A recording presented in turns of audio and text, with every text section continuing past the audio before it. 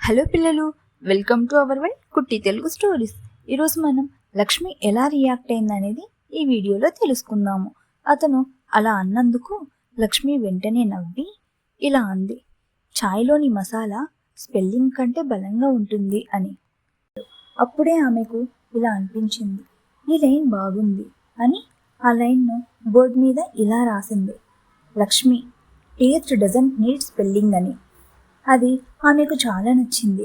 అలా ఒకరోజు ఒక యూట్యూబర్ నార్మల్గా అక్కడికి వచ్చి టీ టేస్ట్ చేశాడు. తనకు నచ్చి మొబైల్లో ఇలా రికార్డ్ చేయడం స్టార్ట్ చేశాడు. చూడండి, ఈ అమ్మాయి ఛాయ్ రుచి కాదు, ఇది ఒక ప్రేరణ రుచి అని. ఆ వీడియో కొన్ని గంటల్లోనే వైరల్ అయిపోయింది.